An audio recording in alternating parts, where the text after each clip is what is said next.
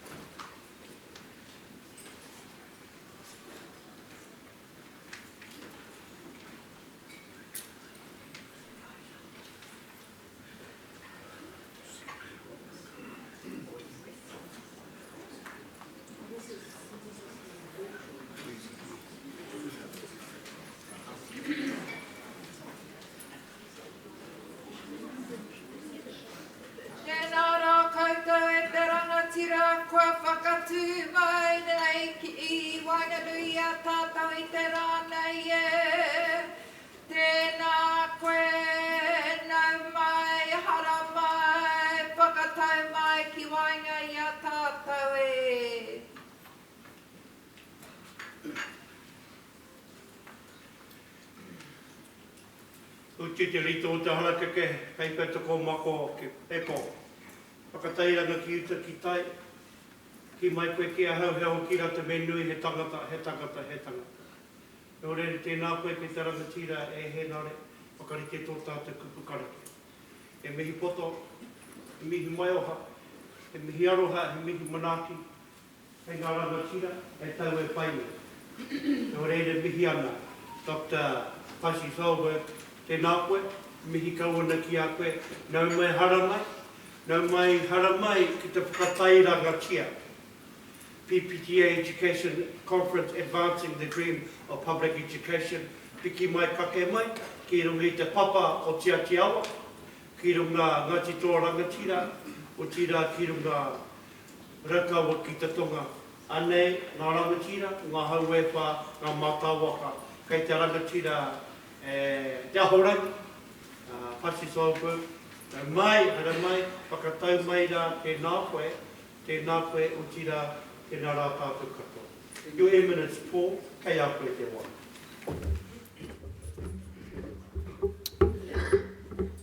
Tēnā koutou katoa, na mea haere mai, na mea kia koutou, whaia gasi, tēnā koe, Mātua Henade, tēnā koe, Liam Rutherford, tēnā koe, President Melanie, tēnā koe, Pasi Sahlberg, tēnā koe, Te Wingarua whānau, tēnā koe.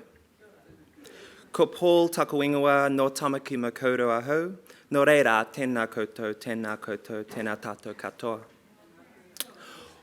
Welcome everyone to this morning's keynote session. If I haven't met you yet, I'm Paul Stevens. I'm an art teacher and a PLD leader from Rangitoto College in Tamaki Makaurau, and I'm also part of the PPTA Te Wingurua Tamaki Makaurau regional team. We have felt recently like we've lost one of our own, sending Melanie towards the National Office of President, but she will always be one of our own, and I hope that everyone remembers that. But it's my privilege this morning to be here to introduce Pasi. Pasi lives in Sydney, I understand, and is hailing in virtually, but he does come from the wonderful nation of Finland. And I thought I might start by pointing out that Finland, it's this word that comes up at conferences so often, in fact, that we've thought of playing a drinking game. Whenever anyone at a New Zealand Aotearoa Education Conference mentions the word Finland, they seem to be this nation that we desperately would like to have our educational system more and more based on. I'm sure there are others here who are familiar with many of the aspects of the Finland education system and would agree with me. I was hoping that Paul Goldsmith might be here, or perhaps the Minister Hipkins for this session, but perhaps not anyway. I'm not going to suggest we play a drinking game with Finland, though, because that might end up making us comatose this morning. But it is good reason. It is with good reason that we have the privilege to hear from Pasi through Zui this morning, because he does come from Finland, and it is a nation which has become a cliche for a good reason. Now, Pasi, almost 10 years ago, spoke to our annual conference, I understand, in 2012. That was before my time as a teacher. But I understand that he spoke and he gave us a call to action about the encroachment of privatisation in our education system globally, known as GERM, the Global Education Reform Movement, and perhaps appropriately, since we have moved this conference because of one virus, we're here to talk about another one. And we took his call to fight back with the full energy of our collective against charter schools. And, as all of us sitting here today will know, we won that fight. We won that fight, yes. We won that fight certainly with the support and the changes that were brought in by the recent Labour government. But I think it's worth pointing out this morning that may have been more of a battle than a war, because we know globally and in Aotearoa the forces and organisations that aim to make a buck out of our kids at the expense of their real learning and the agency of us as kaiako, as educators. And it is with this in mind, with this fight in mind, this ongoing fight, that I would like to introduce Pasi. But before I do, I would like to remind everyone that they are able to ask questions using the app, and after Pasi speaks, we will have the opportunity to ask him some questions, I understand. So please make sure you have your app open and are able to ask questions in there, and you can both upvote and, as we understand, even downvote people's questions so that we have a good selection of questions. But on to the introduction. Pasi is a Finnish educator who has worked as a school teacher, teacher educator and policy maker in Finland and advised national education reforms around the world. He is currently Professor of Education Policy at the University of New South Wales in Sydney, Australia. He has published over 100 articles and books about education and school improvement. His books include In Teachers We Trust. Perhaps we should have copies of that in the foyer. That sounds like something I'd definitely get behind. And his most recent book, Let the Children Play. With titles like that, he's definitely a speaker I'm keen to get behind, and I'm really excited to hear from Pasi. So without further comment, I will pass over to him now. Thank you so much. Good morning, kia ora. Can you hear me all right? Can you hear my voice?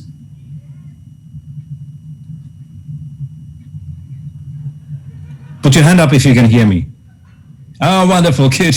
Okay, great. Thank you so much again for the introduction, and I think this could be actually a drinking game. We could, if you can find your glasses, and it's 7 o'clock here in Sydney, where I join you. I much more would obviously like to be with you in the same room. It's nice to see people in person gathering there, and I think you should take all these opportunities that the social closeness gives you now during this conference, and I hope that you have had a great day yesterday. As you heard, I live in Sydney. This is a Gadigal land. This was Aboriginal land and will always be, and I want to acknowledge the traditional custodians of this land and pay my respects to elders past, present, and those emerging. And indeed, I'm going to speak to you, try to keep this brief, what I have to say about the global education reform movement. And I have to say one comment. It was 2012 when I was speaking in your conference. I've been in your country a number of times, and I've learned to know New Zealand as one of those places where this term global education reform movement has been very actively part of the conversation among educators and probably also among the policymakers and politicians, which is good, because I think that this, as you heard in the introduction, that this really reveals some of those issues and difficulties and challenges that we have had in education, privatization, standardization, test-based accountability, and many other things. And now, of course, when we have just started the year 2 of this global pandemic, this acronym GERM is a kind of interesting, when we are all living in the shadow of this tiny little virus that have changed everything, our lives, and how we work and how we travel. Now that the Tasman travel bubble will finally open between New Zealand and Australia, a little bit too late for the purpose of this conference. But I want to, and I twisted a little bit the subtitle of my presentation, rather than asking, can we stop the virus before it's too late? My question is how to do that, because it's a necessary thing to do. And this is almost like a chapter 2 to this initial thinking and narrative of the global education reform movement that is fairly well understood in New Zealand and here in Australia as well, and many other places. So I will share my screen. Let's see how this works. I don't have could the administrator enable my screen sharing thing? This would help a great deal if I can show you the screens and the data that I have for you. Could you do that for me, please? I cannot share my screen right now.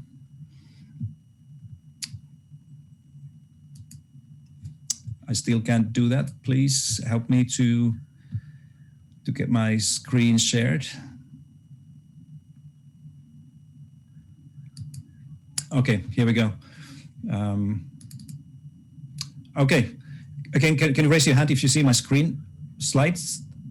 Yeah, I can see your hands. Thank you so much. So I'm going to make these slides available for you right after the presentation and Q&A. So if you want to take another look or use this information somewhere, please feel free to do so. So my first question really would be, and this is I have to do this a little bit differently because I'm not there in the same room, but just think about this question: that what is the most important challenge or problem we have in education that we really should fix right now? And I'm asking this question on our way in the year 2 of this global pandemic. And you can think about New Zealand, or you can think about global education issues. I'm sure that you all have a number of candidates for this challenge. And I'm also sure that if I was there with you and I would pass on the microphone for you to say what is the challenge that you are thinking about, we would hear quite a number of different things. Many of you would probably speak about leadership issues. Some of you would probably say something about inequity. Some of you would probably talk about learning related things. Many of you would probably mention the funding related challenges and so on. Now, I'm asking this because my first argument here with you is that before we had this COVID-19 pandemic, that is a little bit more than 1 year ago, the world of education, the kind of a state of global education was not particularly good.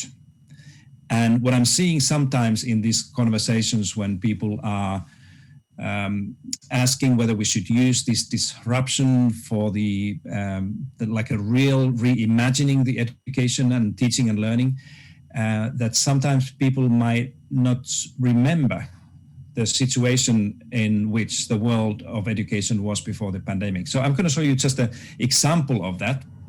And we have international organizations and research associations and many others who have been looking at the global education. I'm just going to show you 3 things, just a kind of an example of one of the most probably prominent leading international organizations said about education worldwide just before pandemic. Just to make my point clear that we were not in a good condition when it comes to education, our work, and that these issues, these challenges have not disappeared.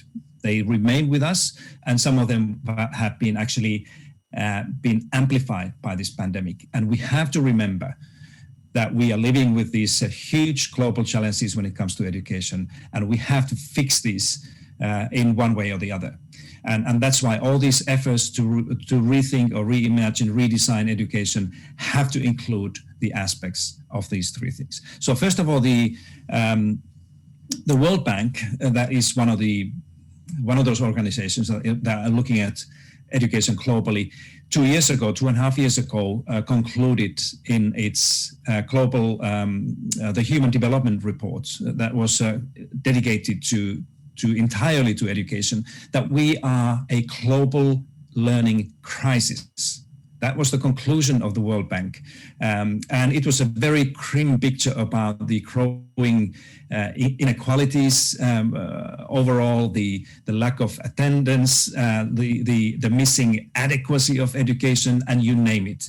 But the whole kind of assessment of education globally was fairly black. So there was nothing really, there's not much light in, except in few issues globally. Then we have the OECD that is, of course, carrying out the PISA study every 3 years. Now it will be missed this year because of the pandemic, so the next PISA cycle will be next year. But the OECD has been saying this already for a while, that we continue to have a big performance or learning differences between the most disadvantaged and most affluent students across the OECD. And of course, those inequalities have not disappeared during the pandemic. And then we have the UNESCO that is, again, looking at the entire world. And UNESCO is reminding us that just before the pandemic, we had 260 million young people, children and youth, who were not in education.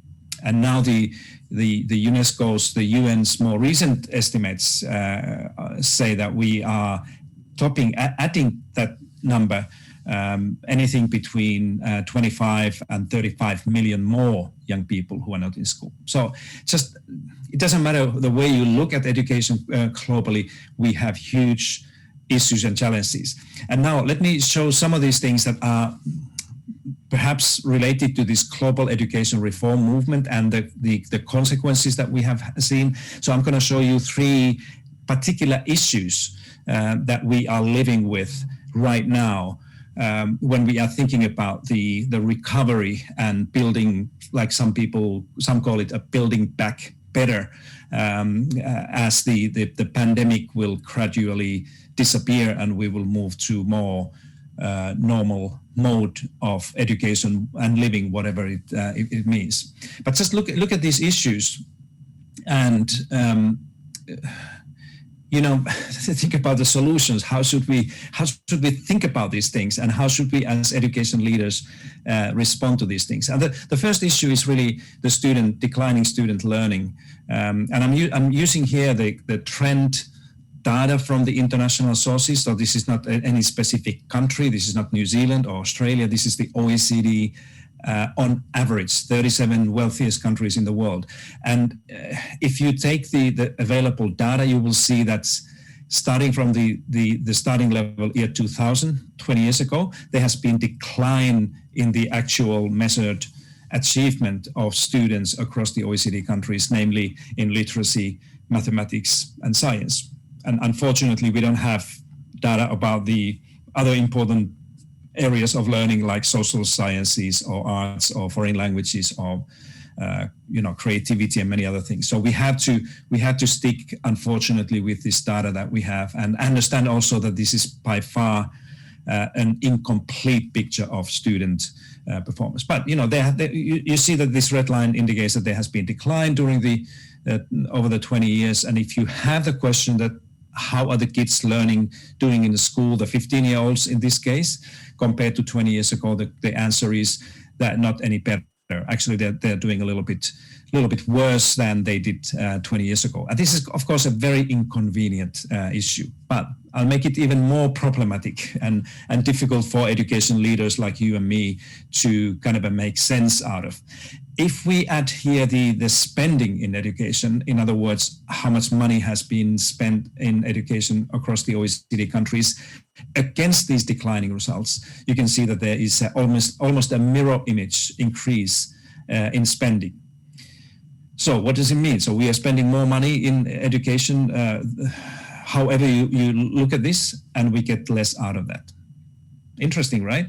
So is this because education just happens to be more expensive, or is this because we are spending money on wrong things, that we are wasting money on reforms that don't really do any good? Sometimes we may waste money on reforms that actually do the opposite to improve education outcomes. So this is a very important conversation we need to have, that why this is happening. Maybe there's no correlation or no causational link between these two things at all. I don't know. I want to add here one more thing that makes this learning issue even more kind of a complex and complicated. And this blue line here, as it describes the spending, the money that has gone into education, it's also fairly accurately gives you an idea of the volume of published educational research over the last 20 years. It has been growing at the rate of about 4 to 5% increase annually, the number of journal articles and publications, and still things are getting worse. This is a very interesting thing. Again, this may indicate that education researchers like myself and many of my colleagues, that we are doing research that is not useful, that we are actually spending our time and money on things that doesn't make any difference, any change. Or sometimes we may even do research that works against our intentions to improve education. It makes things worse. But again, I don't know what is the direction of this association, but we do know that we have much more research data available. We also understand much more about how teaching and learning happens, how to lead the school, how the systems change, but maybe we just haven't been able to turn that into a language and knowledge that would be helpful for education leaders and policymakers and practitioners. So this is the issue number one. Then the issue number two is the declining student well-being and health. And this has happened across the world, not just here in Australia or New Zealand, but this is a global phenomenon in Finland, across Europe and North America, and you name it. That the kids are not doing well compared to, or any better compared to 20 years ago. Today, with often mental health issues, but also in general health issues and many aspects of well-being. So this is a very serious and important thing. We don't know exactly why this happens. One of those candidates that is often mentioned here is the way young people spend their time nowadays, and how this this free time of children have changed over the last 20 years. Today we can find, and I'm sure that, you know, if you look around your schools, or if you have children at home, you just see what the kids do. We have 2 kids here at home. I can see these children spending much more than significantly more of their daily time by kind of inactive issues like sitting down, watching TV, and, you know, spending time in front of all kinds of digital screens. Again, I am not arguing here that there would be a directional or causal link between these 2 things. I'm just showing you that the kids are very different. They spend their times and lives very differently today compared to 20 years ago. And this is something, if you're a school leader, and most of you are, this is a very, very significant and important issue to be included in the schoolwork, particularly if we want to address the student well-being, as Minister Chris Hipkins was saying yesterday, if I understood from the summary. So this is a very, very topical issue, equally burning challenge in Finland and here in Australia, and probably in New Zealand as well. Then the issue number 3 is the growing inequalities that was also already mentioned by the OECD and the World Bank in the beginning. I'm just going to make my point clear here, and you probably have in your minds the data from New Zealand when it comes to the OECD PISA, but just look at this average reading literacy PISA scores here in Australia, broken down to the socioeconomic quartiles over the last 20 years. So first of all, 20 years ago, we saw that, we see here that there was over 100-point PISA point difference between the highest and the lowest socioeconomic status quartile here in Australia. 100 points in PISA is exactly 1 standard deviation, which typically equals to about 3 or 3.5 years of schooling at the age of 15. And what you can see here is that this achievement gap has not disappeared over the last 20 years. We have tried everything here in Australia, all kinds of reforms, new curricula, more testing, different ways of leadership, different formulas of funding. We have tried almost everything, and this achievement difference just remains there. And here are the other missing the quartiles here. So you can see the trend here that we truly have an inequality issue, and in many cases this has been growing, these inequalities in educational performance. Now, the introduction referred to Finland as a kind of a dreamland. I can tell you one thing, that Finland probably remains to be a dreamland in many other ways, you know, being a happiest country in the world and having many strengths. But you probably also have heard that, you know, things in education in Finnish schools is not what it used to be. I'm not going to show you, I'm not going to get into this in detail, because it's much more complicated thing than what we can do in this half an hour time here. But I'm going to show you here you see the average national PISA score in 3 PISA subjects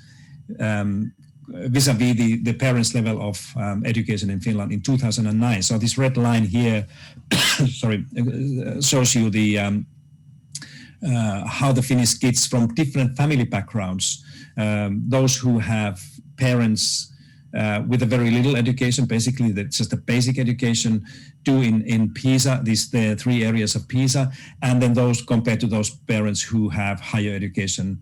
And you know, the significant thing that you can see here is that all Finnish kids 10 years ago in 2009 performed better than the OECD average, that is this white dotted line here. So regardless of where the kids came from, their performance was above the OECD average 10 years ago. Now I'm going to show you the current situation based on the 2019 PISA. And just take a look at this. Look at this yellow line.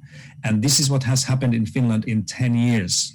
So this shows you that the children whose parents have just a basic education or secondary education, that is the 12 years of schooling, on average perform below the OECD total average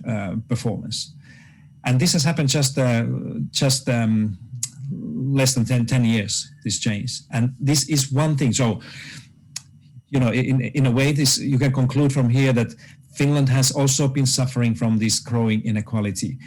Why is this? We don't know exactly. It may be because of some wrong policy choices, before the 2000 or after 2009, or it may be some global issues. We really don't know exactly what is behind this thing. But we do know that one of the key explanation why the educational performance is not what it used to be in the Finnish case is this very kind of a dramatic drop of educational performance of students who come from more disadvantaged families or families with the less education. So it's a very kind of a global issue here. So, ladies and gentlemen, this is where we stand now in this red dots blinking here. We are looking at these pre-pandemic challenges. We have to keep those in mind, and there are many others, not just these three things that I mentioned. And then we are trying to kind of forecast or see to the horizon what are these post-pandemic opportunities and things that we could and should and need to keep in mind. So the question here really is that how can we stop the education pandemic? I don't have a comprehensive answer to you what exactly should we do, but I'm going to add into this chapter just three more things that we in this current time we should just like the COVID is having these different new variants, this South African and the British variant, and there may be some more coming.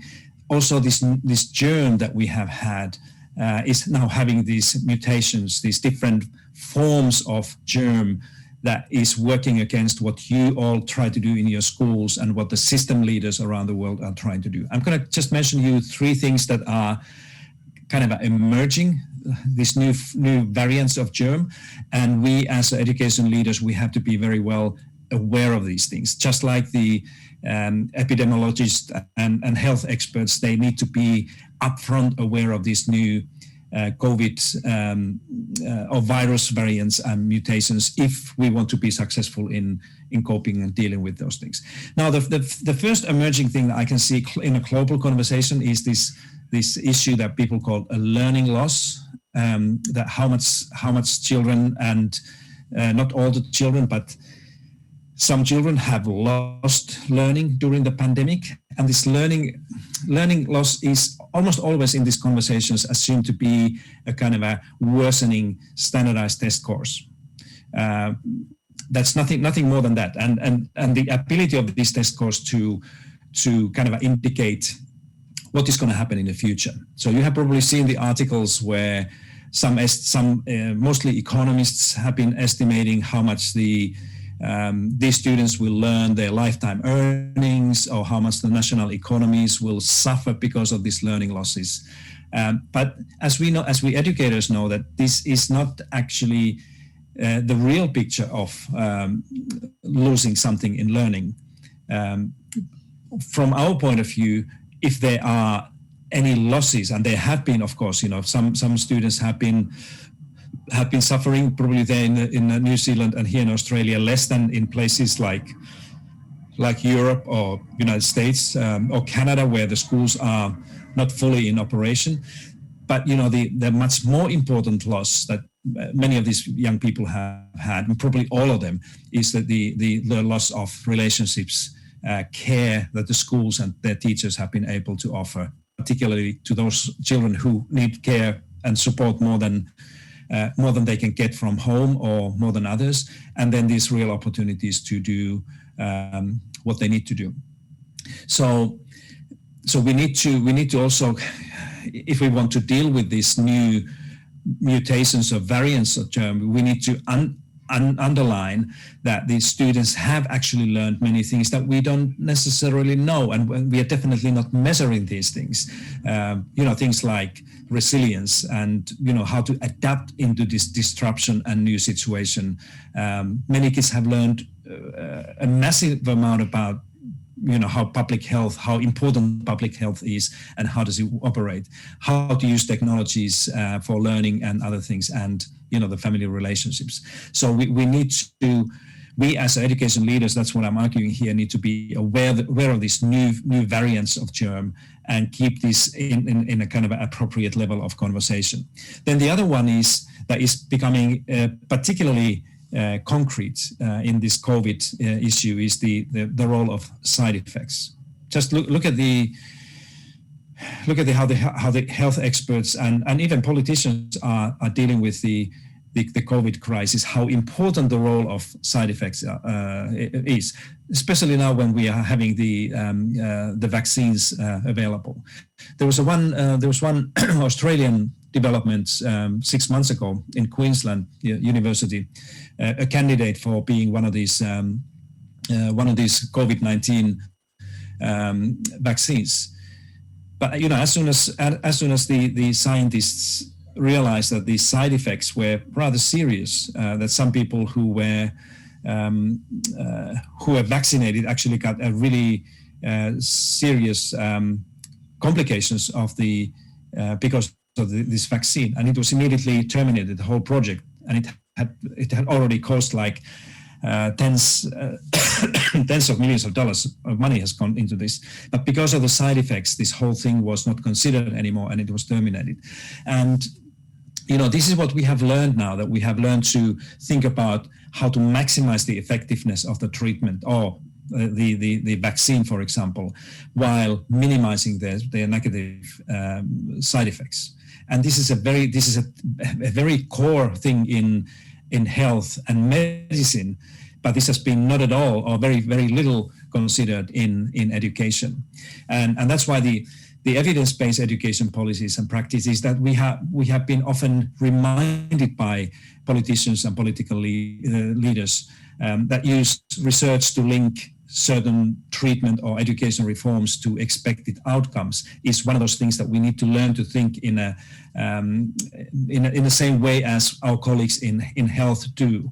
That we are undermining these unintended side effects often in educational reforms and policies and treatments. For example, those who have been advocating standardized testing and test-based accountability have almost always been undermining or denying the side effects like rote learning or declining engagement of students, or many other things that we know now that comes with the test-based accountability, or school choice policies that was mentioned in the introduction in New South Wales and here in Australia, that we have it's linked to the growing inequality and inequity in education, or back to basics movement that is now again a kind of a very strong GERM thing globally, that it's narrowing curriculum and making teaching and learning less interesting for the kids. So this is the way we need to learn to think about educational improvement, and we need to talk about these side effects as well. Don't use the side effect if you don't like it, just talk about unintended consequences or something like this. That is a better one. And then the third one, that is a third mutation of this past germ that we have had with us already for the last 20 years is what I call play deprivation.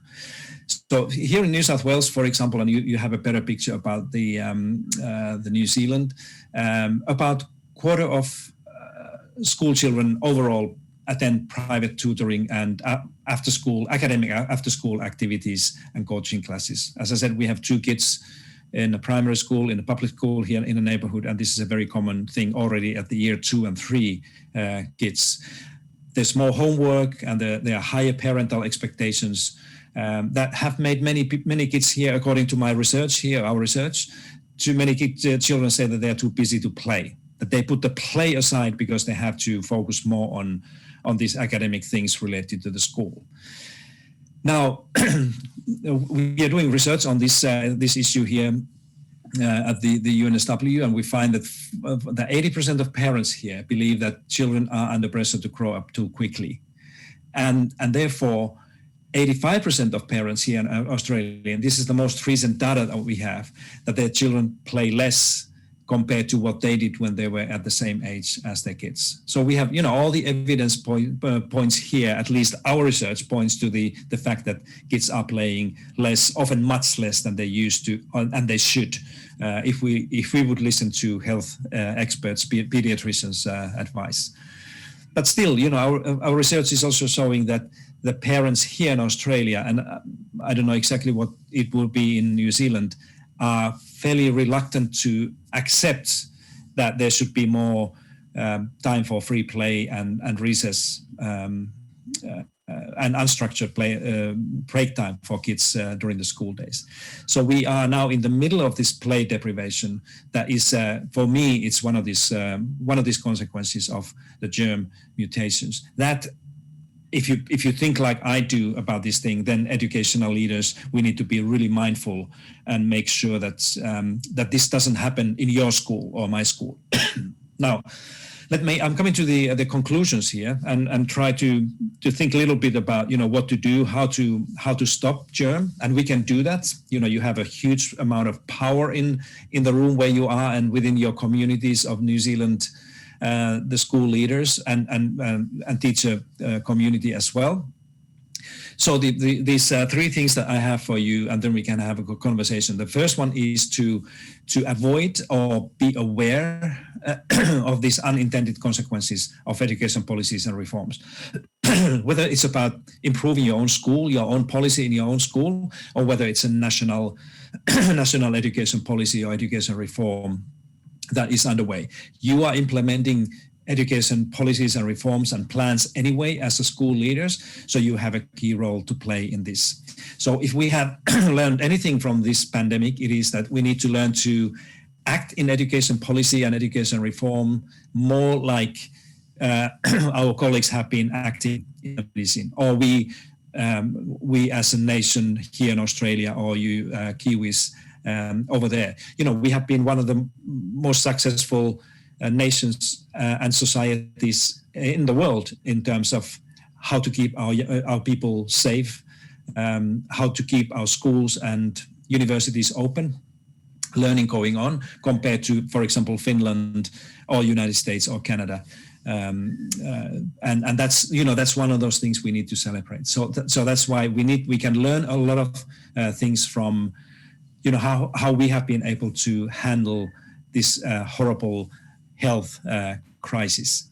So what it means for us is that we need to stop insisting or claiming that there is an extensive evidence base in education behind the proposed educational reforms or treatments, if you wish, if we don't know what their possible side effects to teaching to children and teachers and schools would be. And this is a very common language now, and has been in education reforms around the world, that everything has to be based on evidence.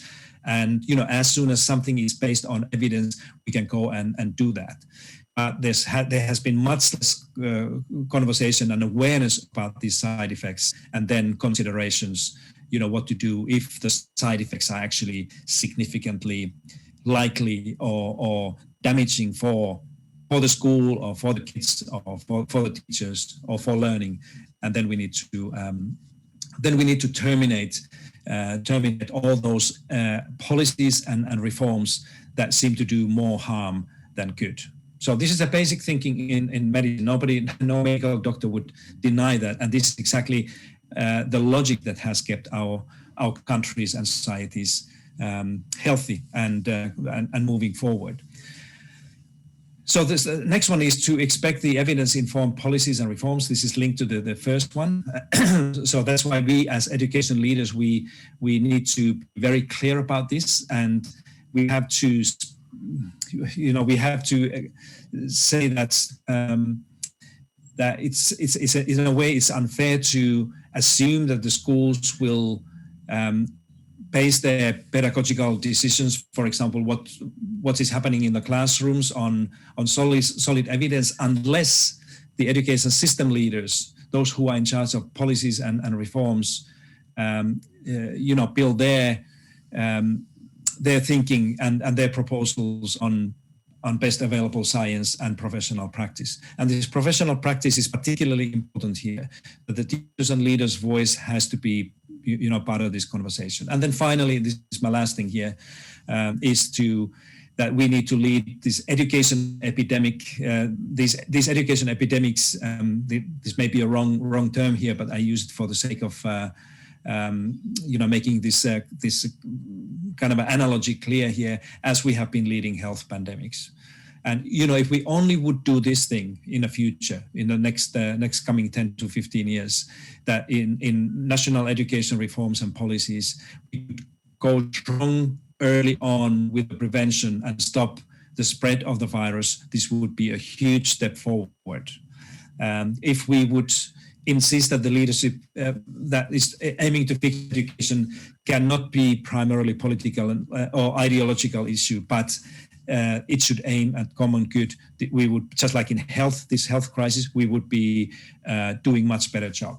And finally, if the implementation or again treatment here should be based on best available science, and not necessarily just the learning sciences or school sciences, but also health and well-being and science about young people themselves, and advice from public education experts, we would be doing much better. So the kind of my solution here for this situation we are in is a fairly straightforward. It's not rocket science, and it's actually quite hopeful as well, that if we really take the lessons out of this horrible pandemic, mostly from how epidemiologists and health experts and medical experts and scientists think and have been dealing about this situation, we would be much better off in education. So that's my kind of a message here. Let's ask this question: that what has been the logic that has kept us doing so much better in New Zealand and Australia than practically everybody else, and then learn from those logics to do the things in education. So my last question here is that, what are you about to do as education leader? You hold the power there, and you have a particularly important voice in this conversation about, what to do next, and how do we rebuild the future through schools, school leadership, and schools for the better life opportunities for each and every child. I don't have an answer to this. I continue to do this and speak about this kind of a hope that we have, but also the urgency of some of those things. And with this, I thank you so much for your attention. And some of the works were mentioned here. These are my recent writings. Some of them are actually touching on this COVID and post-pandemic issue, but some of them were written before we knew anything about this thing. But let me stop here, and we can have some. I want to hear some of your comments and questions and your views on this. And thank you very much, ladies and gents.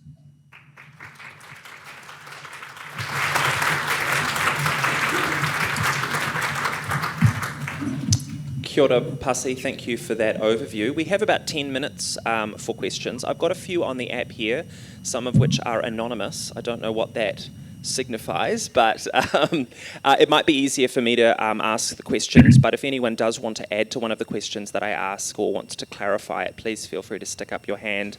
But just bear in mind that you will need this mic. I understand that Pasi will not hear you if you are calling from the other side of the room, because he can only hear through this mic here.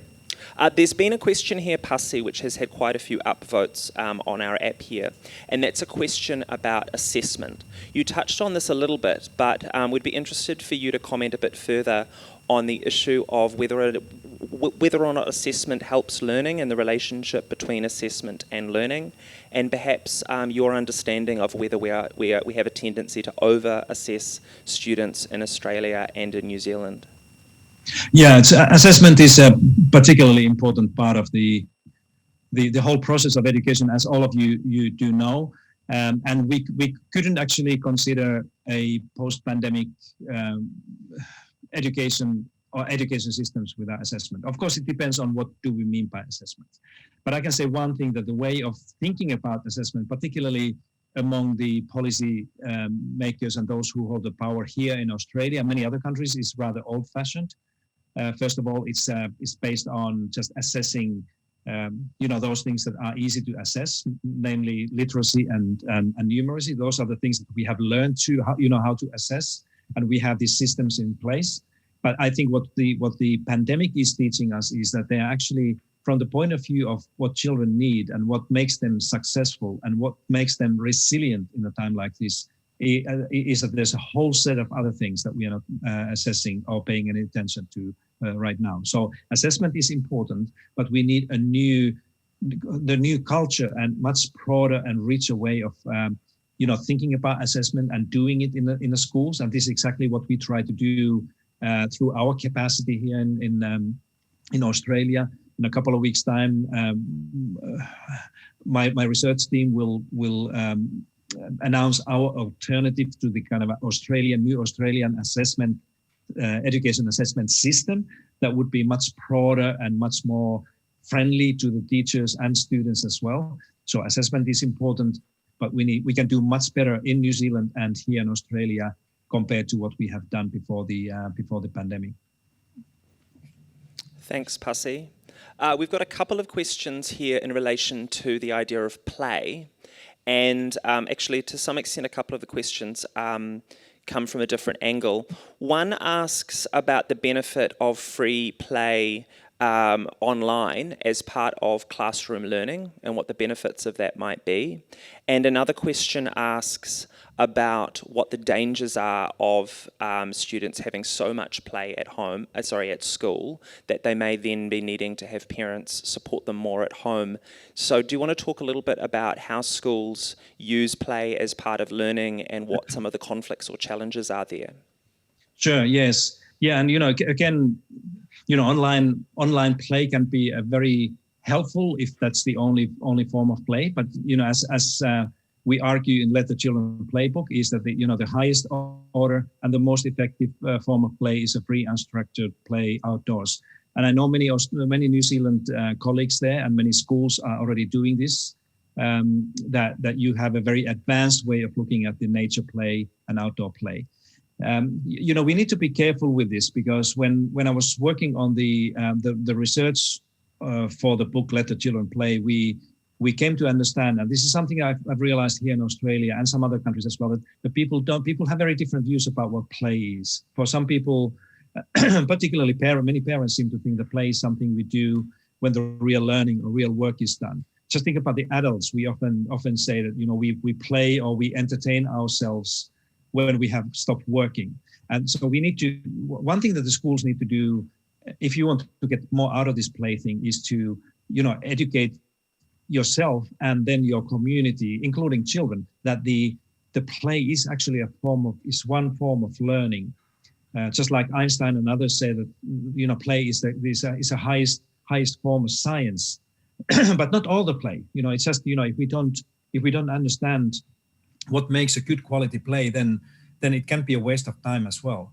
And that's why those parents who say that they need to kind of fix those things that the schools are not doing because kids are just kind of hanging around and not doing anything, they are correct in this way. So we need to have more established view on what play is and what do we need to see in the play if we want to expect these benefits and outcomes that the research is showing us. So let's establish a kind of a deeper and better view of what are we talking about when we talk about play, and let's make sure that when the children are playing in school, whether it's an unstructured time between the classes or lessons, or whether it's learning through play that is embedded into pedagogy, that is done, that we teachers do it as well as and purposefully as we can. So there's no better answer than this, that we need to learn more about what the play is. We need to learn as educators more about how we can integrate play more into what we already do. For example, if you're doing project-based learning or cooperative learning or something like this, it's very easy to integrate some of these playful activities as part of what you already do. And then try to also, we were talking about assessment earlier, is to make sure that we have some ways of assessing these possible outcomes that play has. But then the other side of this play thing is that pediatricians, medical experts are very clear about this, that play itself has a very important role in students' physical health and mental health and well-being overall. And those things are much harder to assess and measure as well. Kia ora, thanks, Pasi. I think we probably have time for a couple more questions. Something that you'll understand is an ongoing issue in our education system, Pasi, is the disparity for our Māori learners and for our Pacific learners. I wonder if you would like to comment, because it wasn't entirely seen in the data that you showed, but we have had a question about what the disparity is in Australia in terms of literacy for the Indigenous youth of Australia, and what the research is showing us currently, and whether or not that gap is being addressed.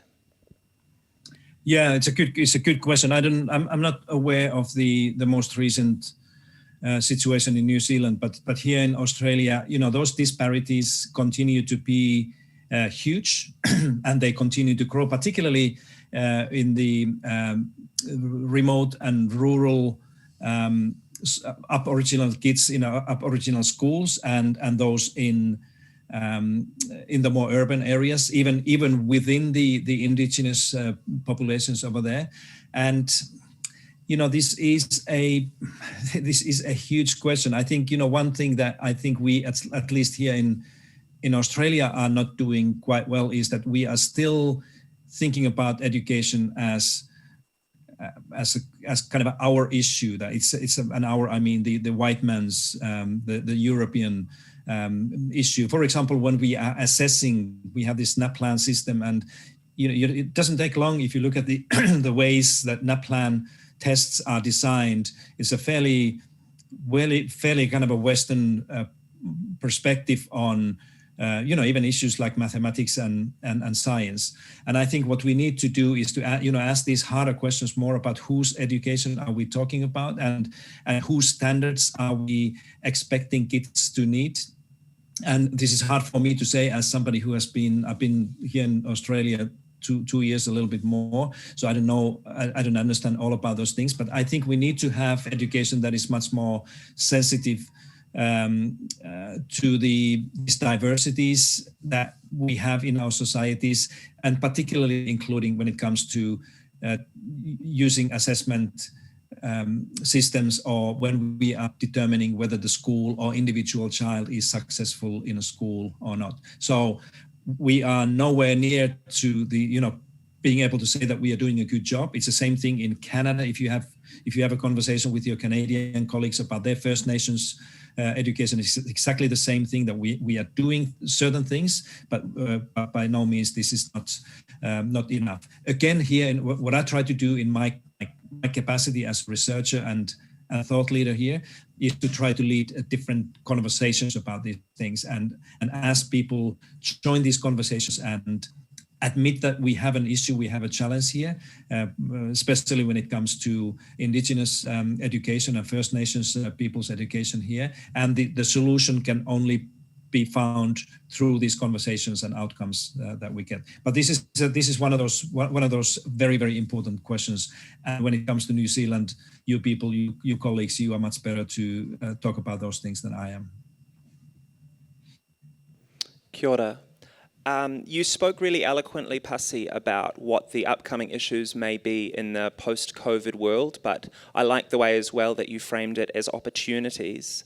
But we have a question here in relation to teacher expectations and what the results of the pandemic, particularly in countries that are more affected than New Zealand perhaps, may find. And they've put in brackets, workload creep and always on available work culture. So I wonder if you'd be able to comment, maybe not based on research, but what your expectations might be around some of the changes to teachers' work as a result of the pandemic.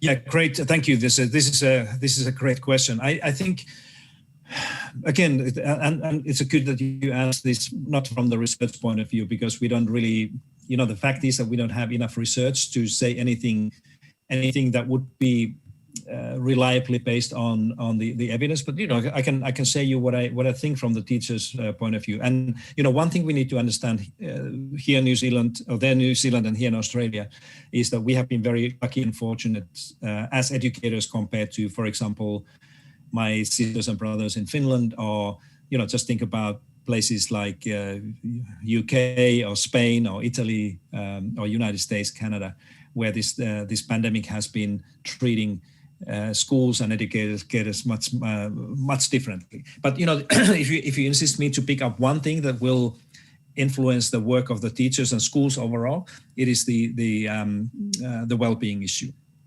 And I'm quite sure that I cannot be wrong with this if I say that in the future, in the post-pandemic, what we will most likely see in advanced education systems like New Zealand or Finland or Canada or even here in Australia is that we're going to see much more focus at all levels, in all aspects of schooling, in students and teacher well-being and happiness. So this will be something that will be a big part of the work of the schools in the future. So schools will not be just places to teach stuff to kids and then test and assess whether they have learned it.